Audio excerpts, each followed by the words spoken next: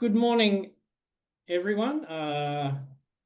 It gives me great pleasure today with this ShareWise webinar to introduce Chris Giles, the TD, the Technical Director, that is, of Havilah Resources, which is an Adelaide-based minerals project generator active in the highly prospective Curnamona Province in northeastern South Australia. They've delineated two substantial JORC copper-gold cobalt resources in Kalkaroo and their Mutooroo projects. These have been favored on these have been partnered on very favorable terms with Sandfire and Hillgrove resources, respectively.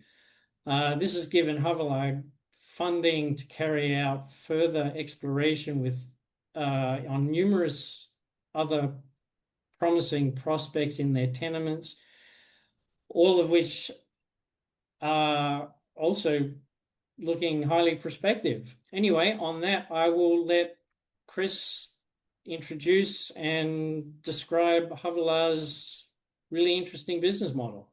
Thank you, Chris. Thank you, Anthony. Good morning, everyone, and thank you for attending and thank you for your interest. I'll just share my screen and bring up my presentation.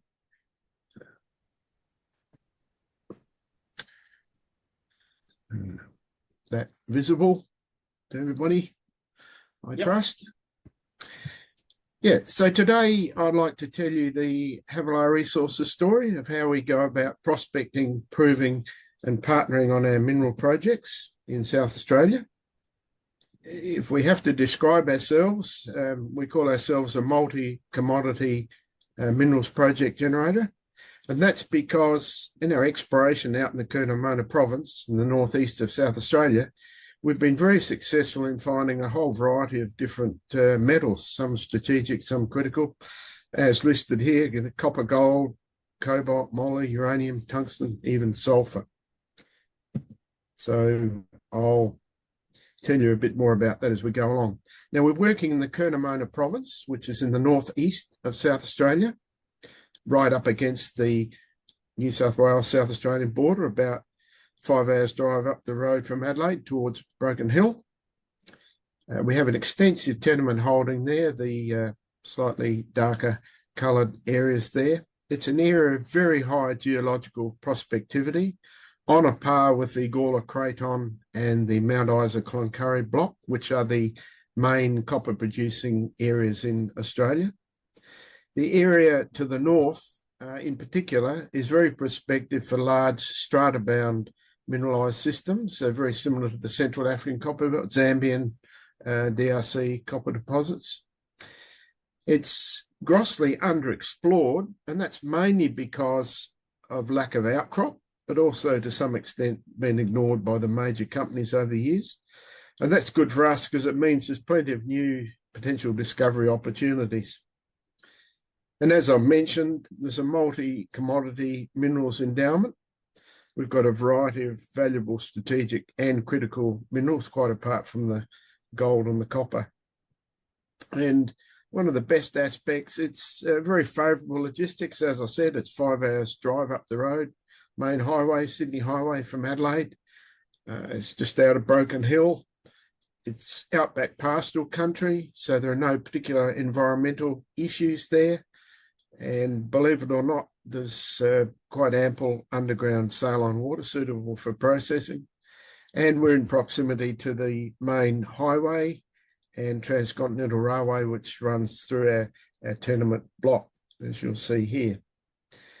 Now, I'll just draw your attention to a couple of deposits here, the Kalkaroo deposit, copper deposit, and Mutooroo copper deposit. Kalkaroo is about 90 minutes drive out of Broken Hill, and Mutooroo is about 40 minutes drive. So I'll be telling you a bit more about those two copper projects as we go through the slides. Yeah, so two projects. Firstly, Kalkaroo. And Kalkaroo is one of the larger undeveloped open pit copper gold deposits in Australia. And although I've done a lot of drilling over the years, the true size of the deposit is still not fully defined. And we're partnering there with Sandfire. who are completing a very large US $70 million value pre-feasibility study, which they have scheduled to be completed in the second half of financial year 28. And from their point of view, they're doing the study because Kalkaroo, they feel, has the potential to be perhaps a substantial copper mining development for them in Australia.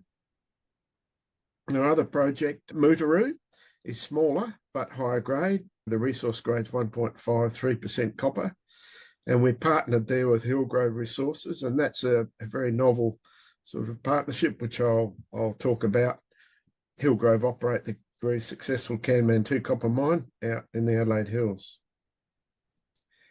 They're just turning to the Kalkaroo project transaction, a few details about that, where we're partnered with Sandfire. So we signed agreements late last year and earlier this year, and that resulted in an upfront payment from Sandfire to Havilah in February of $105 million. That was the stage one payment, and that was in cash and Sandfire shares. And as I mentioned, Sandfire are well underway now to a planned 130-kilometre infill and extension drilling program at Kalkaroo, and that's to support the completion of their PFS. As part of the transaction, they've also provided Havilah with $30 million in exploration funding, which is a commitment over the next 2 years, and that's to explore the area around Kalkaroo, looking for more Kalkaroo deposits, and given that there could be a large mill there at Kalkaroo. And if the project or the PFS meets Sandfire's expectation, they have the right within 2 years to acquire an 80% direct interest in the Kalkaroo project by giving us a second or a stage two payment of $105 million. And if that eventuates, then Havilah would retain a 20% interest, and the development funding for that would be arranged by Sandfire and repaid from our share of cash flow. So moving on. So far, Sandfire have made great progress on the partnership there at Kalkaroo. They've built an 80-bed camp to accommodate their personnel for the PFS phase, the drilling phase. They're in process of installing a drill core processing facility. They have multiple drilling rigs planning to be on site. A couple are already there and more will be turning up, which is necessary for them to complete the 130-kilometre infill and extension drilling program they're doing on the Kalkaroo resource. Now, turning to our other copper project, Mutooroo, we're partnered there with Hillgrove. And again, we signed an agreement which is very similar in structure to the agreement with Sandfire Resources, whereby there was an upfront payment of $5 million in Hillgrove shares in May. And Hillgrove are now progressing their PFS work, and they plan to spend up to $10 million, which would include a minimum planned 5,000 metres of resource drilling. Now, if the PFS is to their satisfaction, they also have the right to acquire 80% of the Mutooroo project within 2 years by making a stage two payment of $35 million, which would be in Hillgrove shares and cash at their election. And again, Havilah will retain a 20% interest, which will be loan carried through to commercial production. And Havilah retains 100% of exploration of the surrounding areas. So Curnamona operate a very successful copper mine out in the Adelaide Hills, just 55 kilometres from Adelaide. And they have a large processing plant there, actually in this white building here, which has spare capacity, which they would like to fill. The other important feature is just off the picture here, the main Adelaide-Melbourne railway line runs past. So the partnership concept is quite novel, really, in that they're studying the feasibility of trucking the Mutooroo massive sulphide ore all the way down the railway line to their copper mine here at Curnamona, and then processing the ore through there using their spare capacity, and then producing concentrate and shipping it as per normal. So that's what they're studying the feasibility of, and if it works, the numbers work, well then it offers us, or both of us actually, the potential for early development of Mutooroo, much lower capex, much lower mining footprint.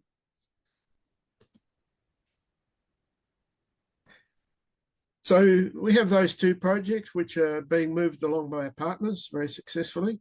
And as far as Havilah is concerned, its own business will be driven by exploration success.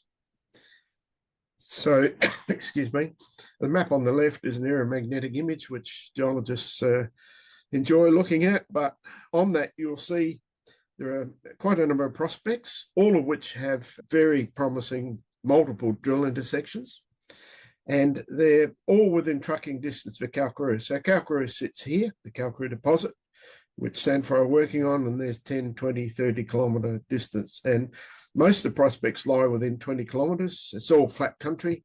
Very easy if we find something in one of these outlying areas to truck it into the Kalkaroo. But hopefully we find something big enough as a standalone.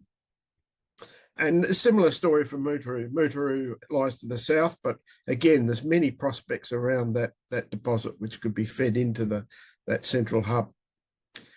So Havilah is actually very well positioned to new mineral discoveries out in the Curnamona Province. And that's simply because the Curnamona Province is just so prospective. And we've got numerous high conviction prospects where we have good drill intersections and we just need to follow them up. And the good thing with the Sandfire transaction, that upfront payment, is that it's unlocked substantial exploration funds. And as every exploration geologist knows, the more funds you've got to drill, the better chance you've got of finding things. And that's the position we're in right now with Havilah in our regional exploration. And just a word about how we go about working. As I showed right at the start, the prospect proved partnership model. We have very prospective tenement holding out in the Curnamona Province. So we prospect, we find new projects, and then once we're onto something, we do detailed drilling to try and prove it up, maybe do a certain amount of permitting work, work with the Aboriginal claimants to make that resource we've found attractive to investors. And then we seek partnerships, as we've done with Hillgrove and Sandfire. Very capable partners are able to take the project right through to development. And if we can negotiate what we call a successful deal, Havilah will retain project interests as well as monetize a certain amount of the project, and that can be returned back to our shareholders. So it's a self-reinforcing and repeating growth cycle. As we generate funds, we can do more exploration. Hopefully we find more, then we partner again, and so it goes on. Each success builds a foundation for the next stage. And I guess the most important slide, which you'd be interested in, is what is the actual investment case for Havilah in a nutshell. And I guess number one is the outstanding mineral investment exposure. We've already found 2 substantial copper deposits. We believe there's potential to find a lot more. So Havilah offers high leverage to discovery success for copper, gold, and various other critical and strategic metals out in this underexplored Curnamona Province, where we have a big footprint. We are, as I said, a multi-commodity project generator.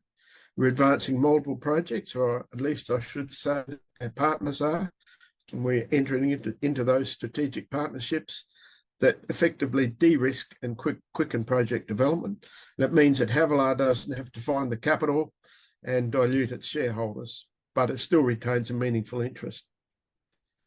And as I've just shown you in the 3P model, where project by project we're value adding, it's a scalable model that we can repeat over and over and potentially compound the shareholder value.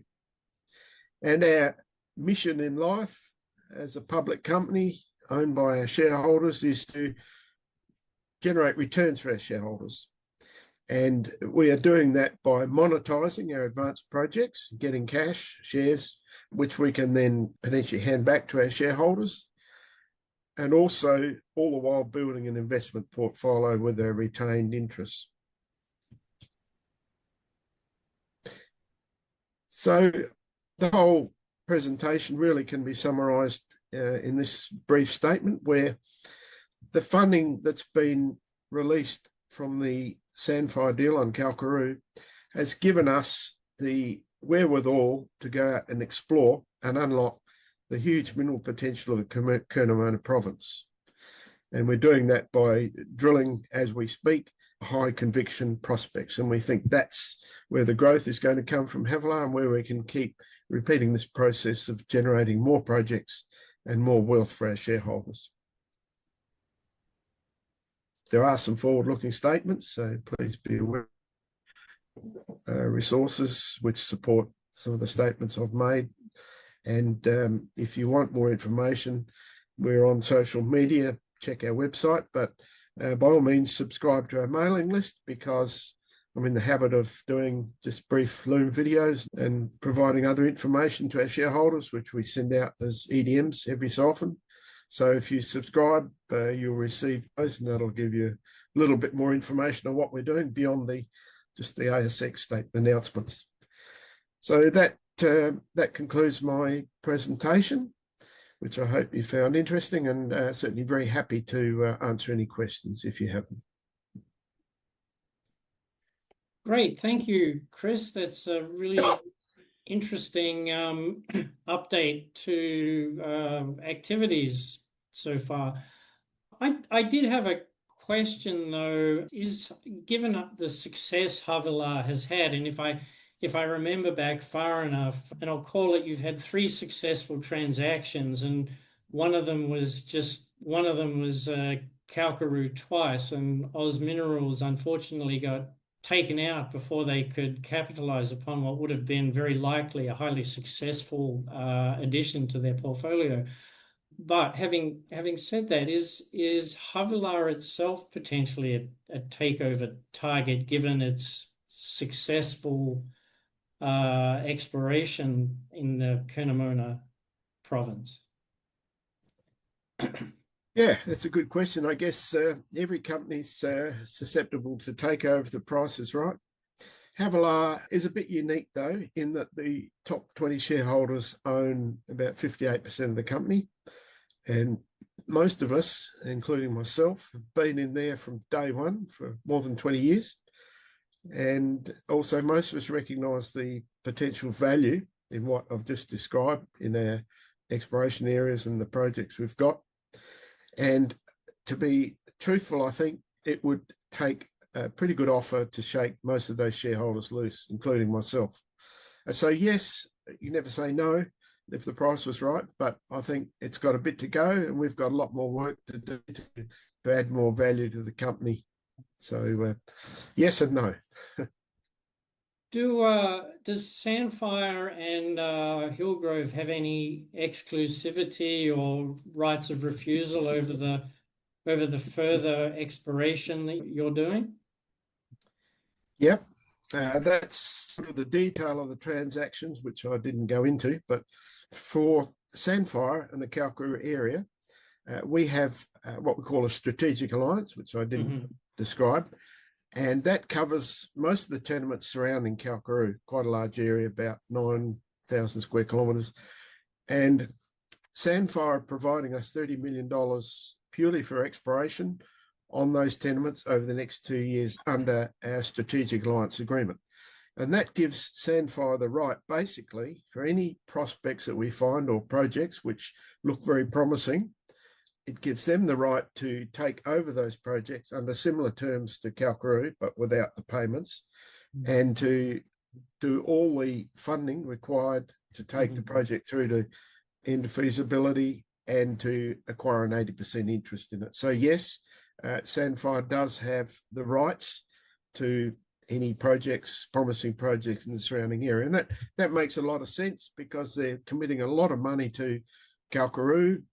We hope that they will develop that. They'll have a big hungry processing plant there. So it makes sense for them to partner on any surrounding areas and bring that in. That's just will help us build that area. As far as Mutooroo goes, similar situation. Got Mutooroo sitting in the centre of quite a prospective area, and Hillgrove are not providing us any funding. We're sole funding that ourselves, but we do have an agreement with them that they have the first right. Anything we find there, they have the first right to be involved and help us develop it. Yeah, that's a pretty good validation of I guess the district and also what I guess your model. So that's that sounds great. A couple of questions. Yeah, we've got a couple of questions that have come in. One looks like wants to be answered live, so I just need to. It's from a Hanako Horiai, and I will get Hanako to. Let's see if I can.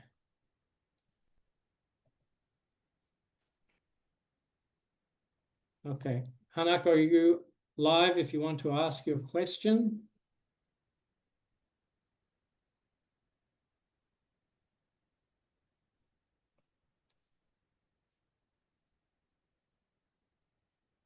I think you are live now, Hanako.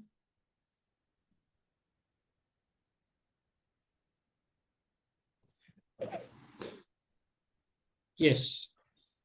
Ooh.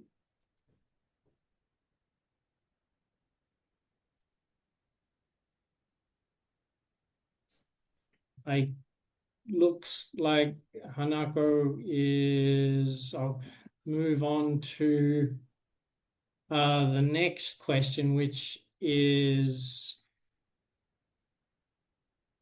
on the chat. It's how are you thinking about capital returns from the stage 1 payments from Sandfire? Yes, that's a very topical question, which we have considered reply to, and that is that we have taken taxation, financial and legal advice on the best way to distribute some of that to shareholders, and we're working through that with experts. We're waiting for tax opinions, ATO opinions, and once we've reached the most sensible, most beneficial way to deal with that funds, we will advise the market. But at the moment, we're working through it. It takes time, but rest assured, we're getting the best advice, and we want to do that for the sake of our shareholders, so that everyone's fully informed. Good. And related to that is, are you able to state any of the intentions you have for your Sandfire shares? And if so, is there a timeline on that? Our intentions, I think Sandfire is a very well-run company. I visited one of their operations, so we're very comfortable as a general principle holding Sandfire shares. So that's point one. Point two, just relating back to what I said before, that depending on what advice we get, we may, some of those Sandfire shares may be returned. At this stage, we're still working through that. So I can't be specific about that, I'm sorry. But at the moment, we're very satisfied with our Sandfire shares. And yeah, it gives us a stake in the company that's got a stake in our Kalkaroo project. Good. And another question that's come in is regarding exploration outside of the non-Sandfire JV areas. Are you looking to explore out, and I'll throw Hillgrove in there too. Are you looking to explore outside of the areas that would encompass their I guess we'll call it geographies? Yes. Yeah, no, that's a very perceptive question. We do have quite extensive tenement holdings which are outside the Sandfire Strategic Alliance Agreement. And because of the upfront payment we received from Sandfire, which is funds entirely at Havilah's discretion, we'll be using some of those funds to explore the areas outside the Strategic Alliance, e.g. around Mutooroo, and any other tenements we've got which are not in that strategic alliance. Are you looking at any provinces outside of Curnamona? As you probably gathered from my presentation, we love the Curnamona Province, Yeah. and geologically in Australia, if you're looking at these Precambrian terrains, as I said, the Curnamona Province is very comparable in terms of prospectivity to the Gawler Craton, where you find a Lippic Dam, Carrapatina, several large copper deposits. Similarly, the Mount Isa Cloncurry Block. It was formed at the same times, the same age rocks, very similar geology, and every bit as prospective. So I don't think we'd go outside the Curnamona Province in terms of prospectivity in Australia for that type of large copper deposit. As far as going overseas, well, it's quite nice to jump in the four-wheel drive and drive 5 hours up the road to our prospect and drive home again, not to have to fly halfway around the world to some other country. So I think it would have to be really, really compelling to entice us away from the Curnamona Province. And also, as I've said, it's a highly prospective area. We've got all these prospects with potentially all grade hits, just crying out to be followed up, walk up drill targets. So we really want to give that a really good hit before I think we'd be diverting our money somewhere else. And also, actually, I would also say we have more than just a prospecting presence here. We actually own Kalkaroo Station, which is about 550 square kilometres. That's our exploration base. That picture I showed there of the Sandfire camp, that's on our property, and we're pretty attached to that. We don't run sheep. We run plenty of kangaroos and emus, but no sheep. It's destocked. And, we have a really strong affinity, strong base there. And that's sort of our little empire. And, that's where we like to work. So, again, for that reason, I don't think we'd be looking outside of what we've got in the Curnamona. Maybe we might look at other things in the Curnamona, but certainly not go to the other side of the world and jump on a big porphyry in Ecuador or somewhere. Yeah. I was going to ask you if the homestead in the picture of Sandfire's camp was who gets to stay there, but yeah, well, that's the old Kalkaroo homestead, which was built in 1908 by Mr. Lord, who was the owner of the property, and a beautiful old homestead. And one of the things we plan to do with some of our newfound funds is to actually restore the house, because it's a beautiful built of local stone off the hill behind it, and quite an amazing sort of view across the country. So we plan to do it up. So if anyone visits us, that might be the guest house. Okay, good. So another couple of questions have come in as well. One is from Hanako from earlier. He wants to know, he understands that Havilah's general strategy is to expand its resource base before bringing in a partner. The question, is it viable to collaborate with another company before you get to that point, before you've sort of proved out the resource more yourself? Yeah, thank you for your question, Hanako. It's a good one, and it really gets to the point of how you can generate wealth in a small company explorer like Havilah, and how far you actually push it yourself. And that is really critical judgment. Do you raise heaps and heaps of money and push it right through to the end of PFS and try and develop the project yourself and go through the typical Lassonde curve, dilute shareholders, borrow a lot of money?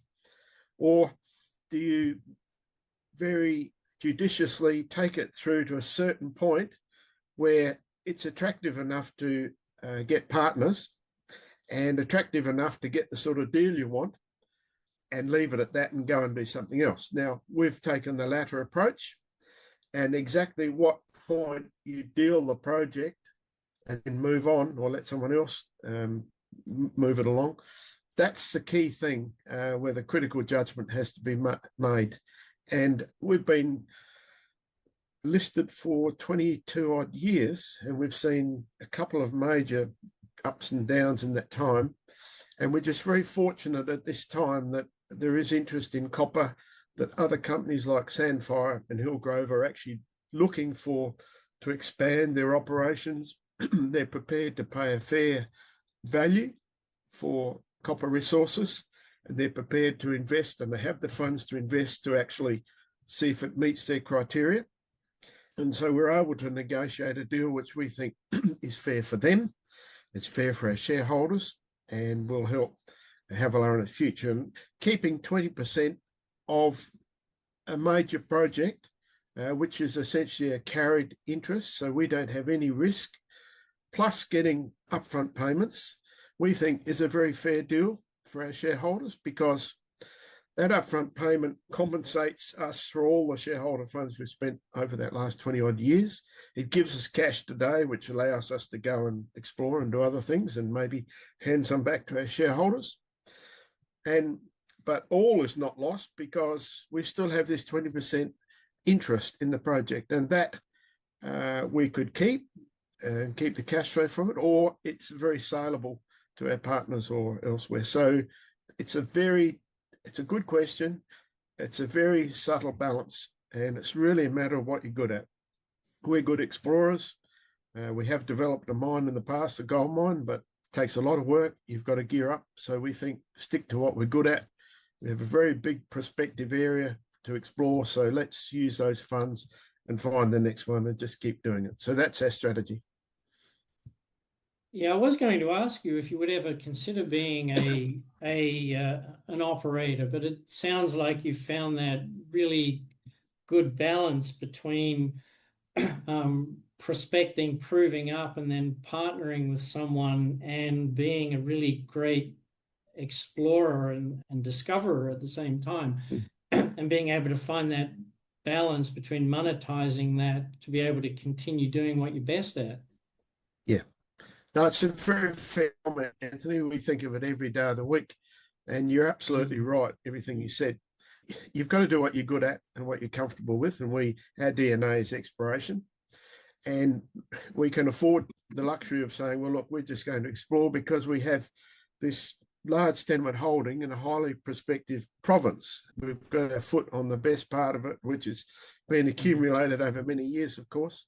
And as an exploration geologist, I think we have a very good chance of finding more deposits. So why wouldn't you put all your effort into doing that? And that's the quickest way you can grow. Now, the other alternative is to go the development route, which many companies do, and that's a very sure way of growing wealth. We did try that at our Portia gold mine, and we found it was a little company. It was a successful development, but it was just totally all-consuming of our time. And so we think there are companies like Sandfire and Hillgrove who are absolute experts at mining, building mines, operating. Why not let them do it? They have the processes, they have the people.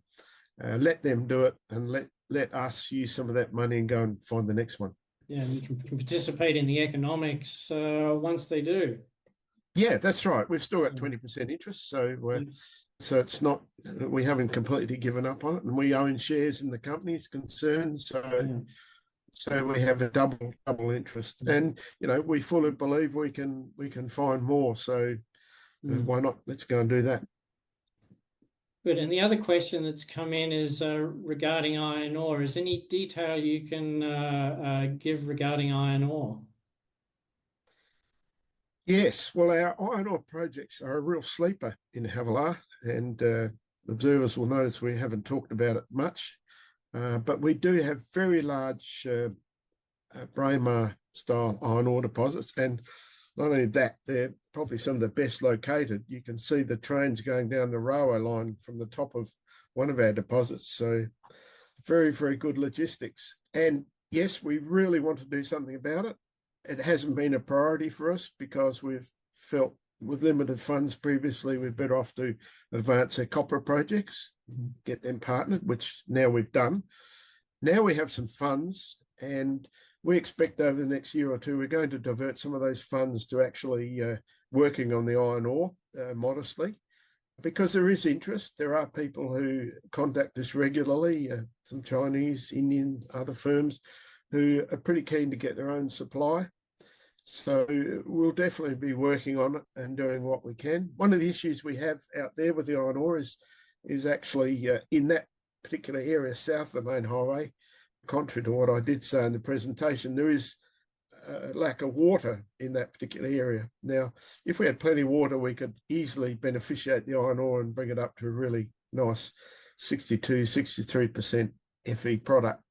But we don't have the water. So that's one challenge. It's basically dry processing. But the thing that keeps us interested in the iron ore is that when you do produce a concentrate, that 63% iron, it's very low in phosphorus, aluminium, calcium, and we've been told that it's a perfect material for arc furnaces, which requires very low amounts of calcium, aluminium. So we think it will have its day one day, and we plan to invest a little bit of our funds just advancing it, seeing where it goes without going overboard. Yeah, I was just looking at where it is on a map. It's kind of on the wrong side of Whyalla. It's a pity it's not closer to Whyalla, but anyway. The railway line does go all the way around to Whyalla, so it could be freighted around there. On the other hand, on the east side of the Gulf, we've got Port Pirie, Port Augusta, which are both cities in need of stimulus. So maybe they can be export terminals for it. Good. I think we have a question on at least Hillgrove and Sandfire. I know it's a number of years away, but I guess what do they need to do to hit FID besides what they're doing currently? And is this all in their hands, or do you have any say in moving these projects forward? Yep. Pre-feasibility studies are being conducted as we speak by both Hillgrove at Mutooroo and Sandfire at Kalkaroo, and they're spending their own money at a rapid rate, using their expertise. So that is entirely within their hands, within their control. Of course, we have meetings and they report to us, so we know what's going on. But actually, they are driving that and running that, which is as it should be, because it's their funds and they're the experts. So they will take both of those projects through to completion of the PFS, following which they will make their own decision on the investment in it. That has to occur in both cases within the next couple of years. And when they have the opportunity then to say, yes, we want to go ahead, we will be making a positive decision here. We like the project. We'd like to acquire 80% of it, and they will make the second payment. So that is entirely in their hands, nothing to do with us.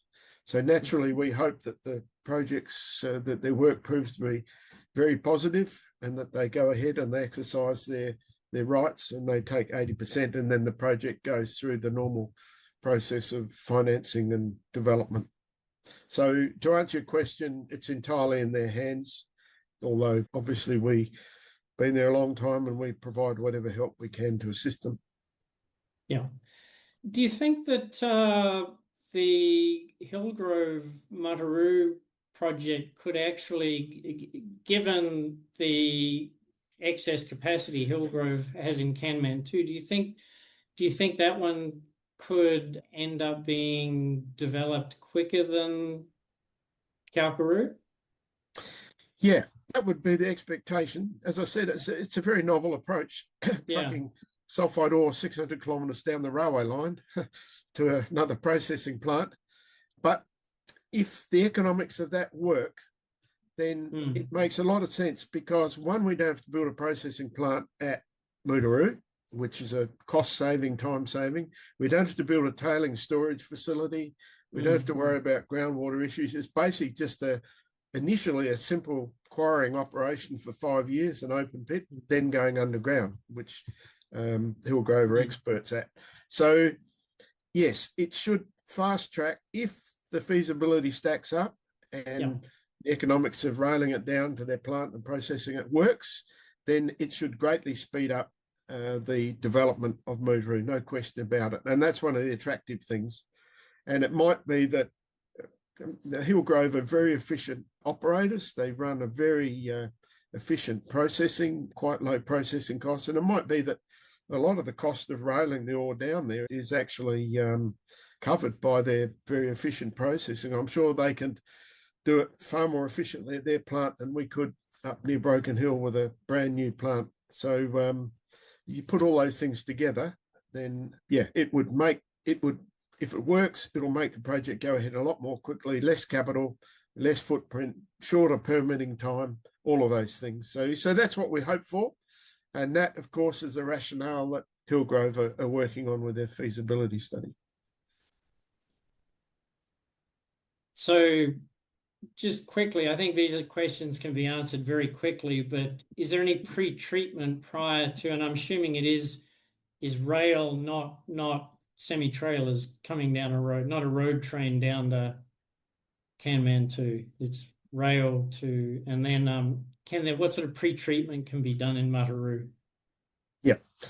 So Mutooroo is actually a massive sulfide ore. So it's just basically solid sulfide. So on the site, all we would do would be mine it and give it a primary crushing down to a reasonable size for handling, probably go into containers, then be put on rail carriages and taken all the way down to Kanmantoo.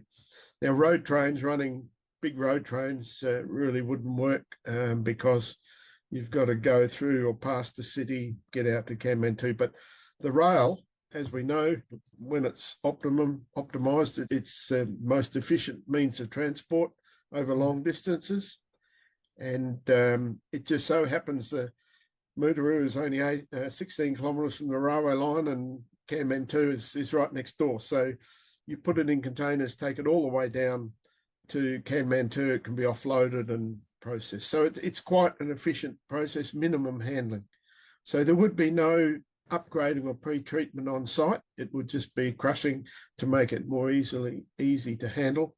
Yeah. And then just basically down to Kanmantoo and go through their plant.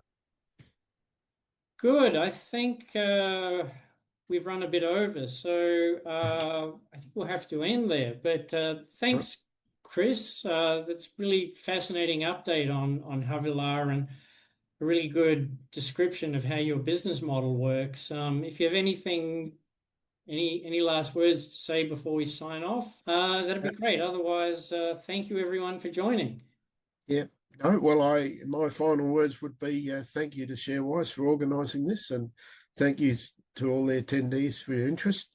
And yeah, please subscribe if you have interest and keep up to date. And if you have any questions, just email me on info@Havilah. Happy to answer them.